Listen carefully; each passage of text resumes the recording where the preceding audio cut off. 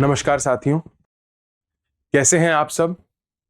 आशा करता हूं कि आप सब स्वस्थ हैं और हमारे इस निरंतर प्रयास से आप संतुष्ट भी हैं।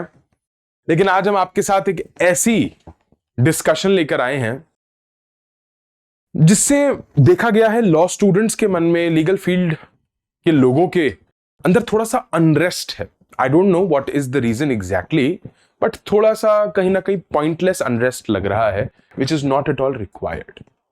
भारतीय नागरिक सुरक्षा संहिता 2023 President's assent has been given to this particular legislation on the 25th of December 2023, and this law has replaced the Criminal Procedure Code 1973। भारतीय दंड संहिता 1973 को अब भारतीय नागरिक सुरक्षा संहिता 2023 ने बदल दिया है, रिप्लेस कर दिया है। CRPC has been repealed and instead of that the BNSS 2023, that is भारतीय नागरिक सुरक्षा संहिता, has been incorporated into our legal framework and system. For judicial services aspirants, for practitioners of law, judicial officers, and for each and every person of the legal fraternity, this is a monumental change that has happened in the justice system. Extremely useful provisions have been added. Let me tell you, we should realize that our legislature has done a commendable job in introducing certain procedures, certain aspects in the new law, which will immensely help us in delivering justice more effectively. Yes, I am telling you.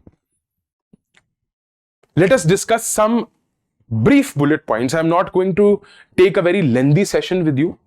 Let us discuss some brief points. And brief points discuss करने से पहले, in fact, मैं आपको एक बात बताऊं. The concept, the sum and substance is the same. Please understand this. The concept, the sum and substance of Bharatiya Nagarik Suraksha Sanhita and CRPC 1973, it's exactly the same. What is the substance?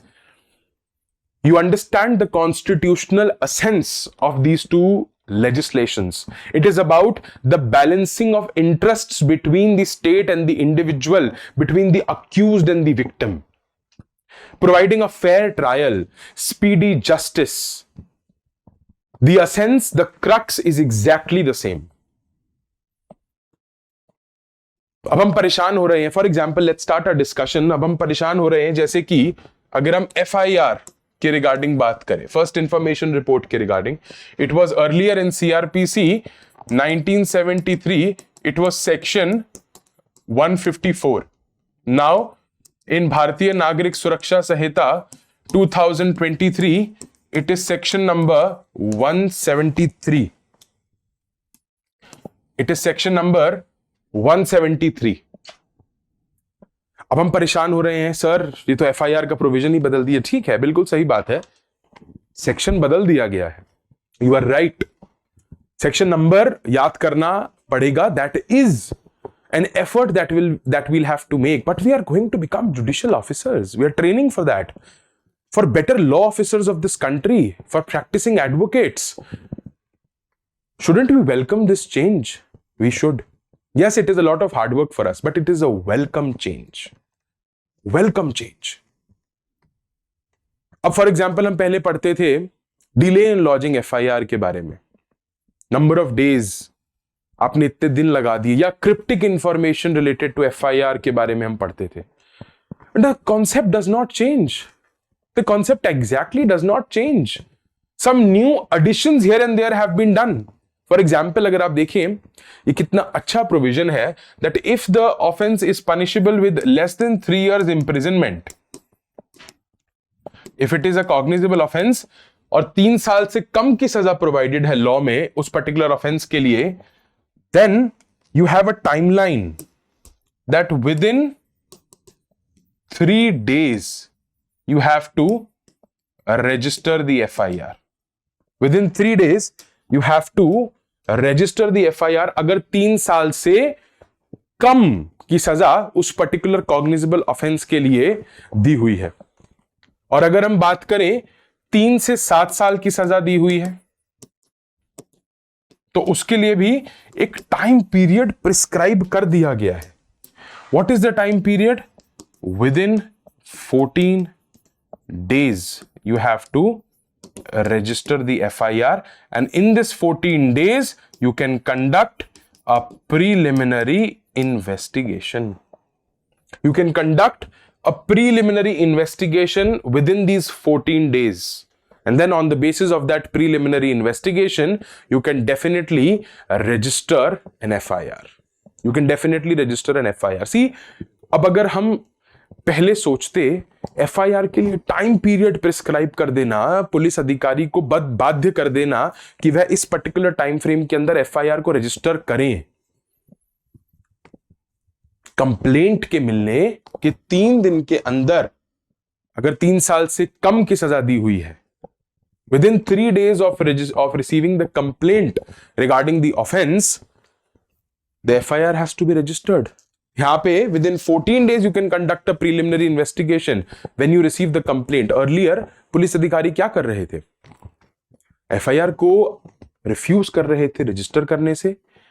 एक complaint दर्ज कर ली जाती थी और FIR नहीं होती थी और पुलिस अफसर बाध्य नहीं होता था आगे इन्वेस्टिगेशन करने के लिए। पर अब कंप्लेंट मिलने के 3 दिन के अंदर अंदर आपने FIR को रजिस्टर करना है अगर ये 3 साल से कम की सजा वाला अपराध है, और 3 से 7 साल की सजा है अगर 14 दिन तक आप प्रीलिमिनरी इन्वेस्टिगेशन शुरुआती जांच कर सकते हैं और उस जांच के बेसिस पे आप FIR लॉन्च करेंगे। लेकिन 14 डेज का time limit has been prescribed.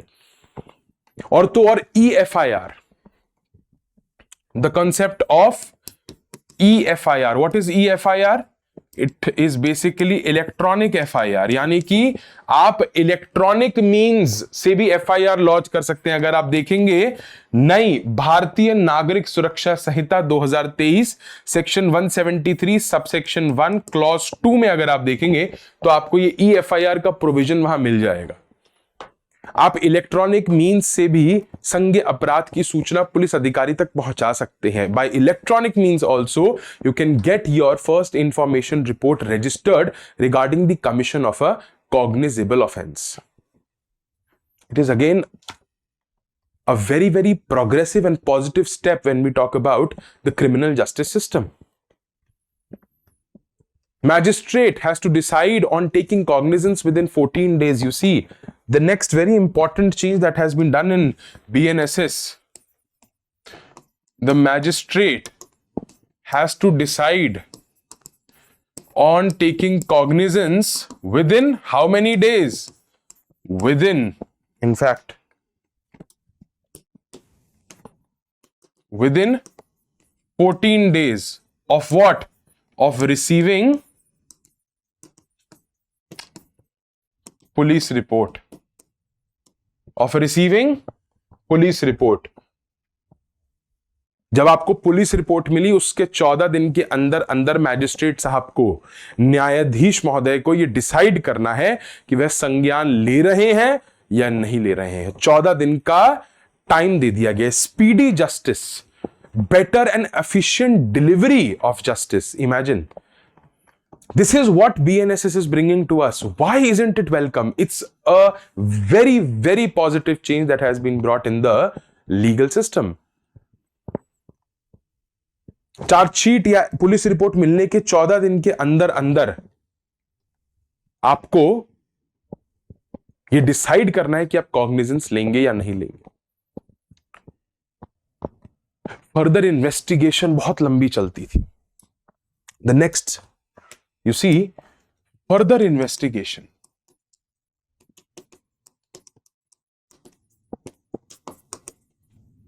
Further investigation जो हम देखते थे पहले 173 क्लॉज 8 में स्पेसिफिकली देखते थे इन CRPC 1973, बहुत लंबी चलती थी। पर अब further investigation has to be completed within 90 days of submission of chargesheet. और अगर ये टाइम एक्सटेंड करना है, this is extendable only by leave of the court, यानी कि सिर्फ कोर्ट की परमिशन से ही आप इस टाइम को एक्सटेंड कर सकते हैं। What is the provision? The provision is section 193 of BNSS 2023। याद करते जाइए साथ साथ। There is no time that you need now, there is no time that you can afford to invest in some place else other than memorizing and visualizing and picturizing. That is why we are coming up with these short and crisp sessions with you, so that you now get hold of these laws. Chargesheet submit करने की 90 दिन के अंदर अंदर आप खत्म कर देंगे अपनी फर्दर इन्वेस्टिगेशन। ये BNSS 2023 का मैंडेट है। और अगर आप नहीं करते हैं, आपको बढ़ाना है, तो सिर्फ मैजिस्ट्रेट साहब आपको परमिशन दे सकते हैं। The magistrate can give you permission to extend this time beyond the initial 90 days that has been provided by BNSS. You see, further investigation के लिए भी एक तरीके से एक पर्टिकुलर टाइम पीरियड फिक्स कर दिया गया है। अब अक्यूज्ड एब्सकॉन्ड कर जाते थे, मिलते ही नहीं थे, विक्टिम को जस्टिस नहीं मिल रही, स्टेट जस्टिस डिलीवर नहीं कर पा रहा, करेंगे क्या? Trial in absentia. If the accused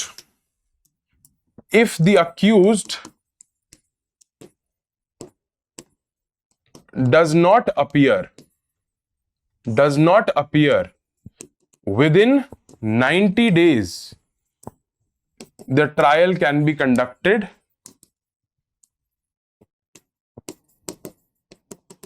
in absentia.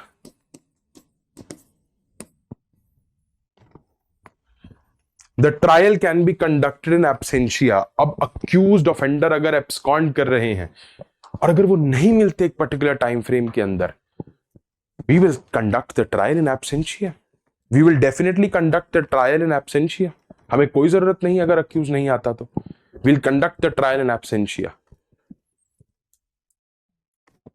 You see, details have been provided in BNSS for that also. Victim protection scheme. Sorry, witness protection scheme.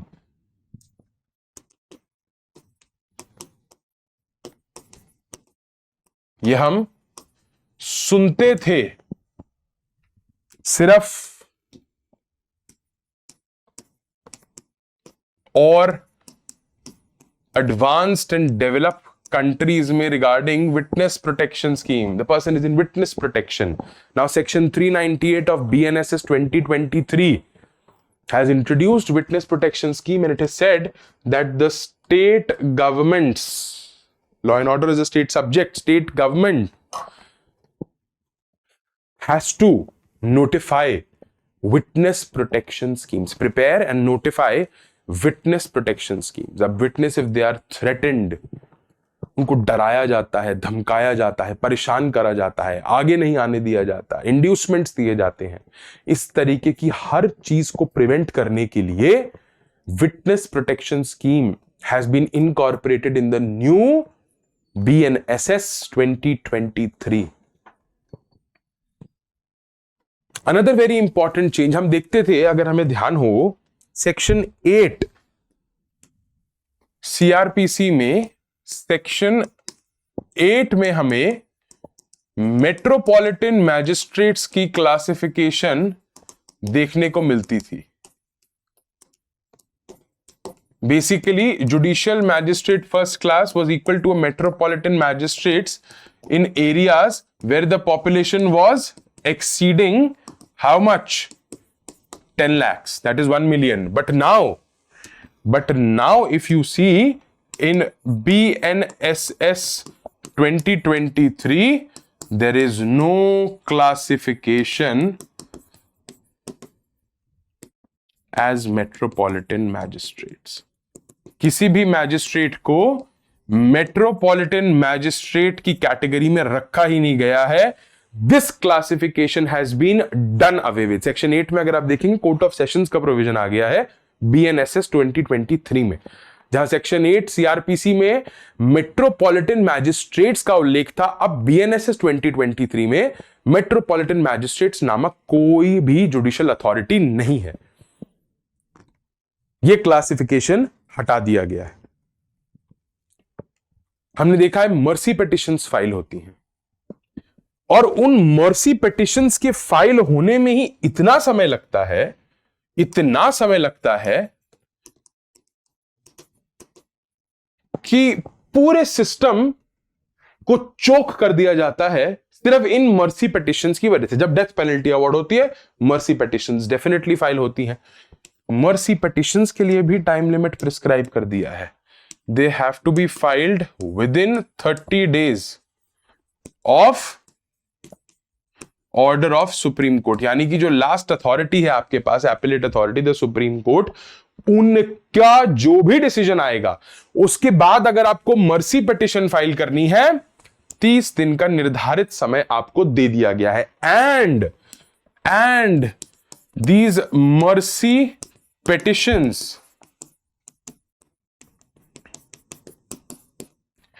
Can only be filed by the accused, or you can say the convict.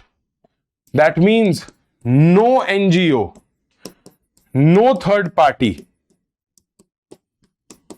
can file this mercy petition. It has to be filed by the accused, by the convict only it can be filed, and that too within 30 days. 30 दिन का समय आपको दे रहे हैं। Supreme court के order के 30 दिन के अंदर अंदर आप मर्सी पिटिशन फाइल कर सकते हैं। We are allowing you this time. जब इन्वेस्टिगेशन होती थी बहुत सारे वाइटल मटेरियल एविडेंसेस इग्नोर हो जाते थे, लैक ऑफ ट्रेनिंग की वजह से, लैक ऑफ अवेयरनेस की वजह से। But now visit of forensic science team, जो फॉरेंसिक साइंसेस की टीम है, their visit has been made compulsory. उनकी विजिट क्राइम सीन्स पे कंपल्सरी कर दी है। अगर आपको ध्यान हो, एक हमारे पास सेक्शन होता था प्रोसीजर ऑफ इन्वेस्टिगेशन का, जो कि हमें मिलता था सेक्शन 157 सीआरपीसी 1973, जिसमें हम अकरेंस रिपोर्ट की भी कॉन्सेप्चुअली चर्चा करते थे। But now this section is section 173 BNSS 2023। अगर आप वहां पे देखेंगे तो आपको मिलेगा visit of forensic science team has been made compulsory. It has been made compulsory. यानी कि अब कोई भी वाइटल मटेरियल एविडेंस जो अवेलेबल है उस पर्टिकुलर क्राइम सीन पे, वो जाया नहीं होगा, वेस्ट नहीं जाएगा, अवॉइड नहीं किया जाएगा, ना ही उसको इग्नोर कर पाएंगे आप। सोचिए कितना समय बचेगा, कितनी एडवांसमेंट आ जाएगी इन्वेस्टिगेशन में, और कितना ज्यादा इफेक्टिव हो जाएगा हमारा justice system. The implications of this, the positive implications of this law, they are very, very, very strong and impactful. I am telling you, it is a very welcome move. Under trials, you and me actually sitting in the comfort of our home or our workplaces do not understand what is the agony, क्या पीड़ा है, क्या परेशानी है उस व्यक्ति की जो 10 रुपए की चोरी के लिए 15 साल तक जेल में रहता है, जो बिना किसी जुर्म के 10-10 सालों तक जेल के अंदर रहता है, यही सोचते हुए कि मेरा टाइम कब आ पाएगा, कोर्ट के अंदर मुझे कब सुना जाएगा, मेरे को न्याय कब मिलेगा। We don't understand this. We can freely move around. Do we understand the anguish of the under trials? No. But our legislature has heard the anguish. Under trials, if you see, if they are first time offenders, if they are first time offenders, then 1/3 of sentence, if they have undergone, they can be released on bail. They have to be in fact released on bail. And if they are not, then 1/2 of sentence in other cases. 1/2 of the sentence in other cases. अगर first time offenders है तो 1/3 of the sentence पे छोड़ दिया जाएगा उन्हें. They will have to be released on bail. अगर आप देखेंगे 479 भारतीय नागरिक सुरक्षा संहिता 2023, ये हमें पहले देखने को मिलता था 436A CRPC में, अगर आपको ध्यान हो तो. बट नाउ 479 भारतीय नागरिक सुरक्षा संहिता में हमें ये पर्टिकुलर प्रोविजन देखने को मिलता है. अंडर ट्रायल्स जो कि कितने सालों तक जेल्स में लैंग्विश करते हैं, उनको इतनी पीड़ा होती है, इतने परेशान होते हैं, उनको अब हम एक बेटर लाइफ दे सकेंगे. उनकी पर्सनल लिबर्टी को हम प्रोटेक्ट कर पाएंगे. Everybody has a fundamental right to speedy justice, we all know that. Summary trials हमने जरूर पढ़ते हुए सोचा है कि यार 2 साल तक के ऑफेंसेस के लिए समरी ट्रायल्स, ये तो बड़ा ही कम लगता है. Earlier in CRPC 1973 it was for offences punishable up to 2 years. But now if you see in the Bharatiya Nagarik Suraksha Sanhita 2023, it has been increased to offenses punishable with 3 years of imprisonment also. Offenses punishable with 3 years of imprisonment also. यानी कि अगर कोई ऐसा अपराध है जिसकी सजा 3 साल तक की है, उस अपराध का भी समरी ट्रायल हो पाएगा. Summary trial we all know it's a much less complicated, less detailed, simpler and faster process. Judgment, you see, delivery of judgment और you can say pronouncing of judgment has to be done within how much time? The BNSS, Bharatiya Nagarik Suraksha Sanhita, provides time of 45 days. आप जब भी अपना hearing complete करते हैं उसके 45 दिन के अंदर अंदर आपको जजमेंट प्रोनाउंस या डिलीवर करना होगा. जजमेंट प्रोनाउंसिंग में भी बहुत देर लगती थी. See our justice system was blocked to certain extent. We are all humans working in the system. How can you expect us that we work like robots? We cannot. But now, when the law itself is helping us, providing specific timelines, the burden has been eased. The burden has been reduced now. Of course, a person who thinks, अरे court case में तो बड़ा time लगेगा, probably now his thought process can change. When he starts to hear in the next 5 to 10 years that the cases in courts, it's going expeditiously low. इतनी जल्दी trial हो रहा है केसेस का, इतना fast delivery of justice. Our system will become much more smooth, much more efficient, and it is good for all of us. It is good for all of us. The citizens hearing this right now who have unfortunately faced a situation where probably their FIR has not been lodged since the past 6 months. No respite. Family member of an under trial, जिनके कोई प्रियजन इस समय भी कारावास में है, उनको कितना फायदा होगा और आगे आने वाली पीढ़ी को कितना फायदा होगा. Definitely.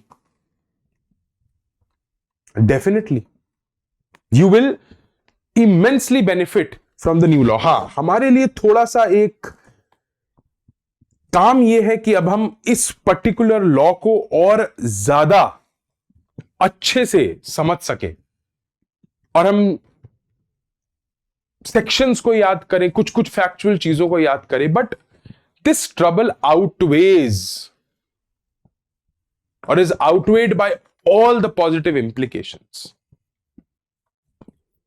Video recording, another thing that I remember in search procedures, अब किसी को इस बात से नहीं डरना होगा कि क्या पता कोई सर्च करते हुए ही अथॉरिटी कुछ प्लांट कर दे.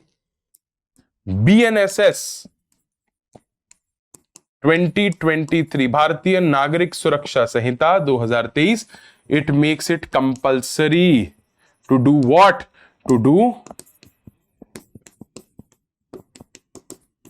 video recording of search procedures. To do a video recording of search procedures. Even sexual violence के cases में time limit has been prescribed for the trial. So such positive changes have been brought about in the new law. This was just a short crisp session regarding some basic points जो हमें BNSS 2023 में अब देखने को मिल रहे हैं. We'll come up with further elaborate sessions also, but it's a welcome move. And I actually congratulate all the citizens of this country that now we have a much, much, much better legislation in our hands, which is going to be very efficient in the delivery of justice. Hope you enjoyed the session and we'll meet very soon. Thank you so much.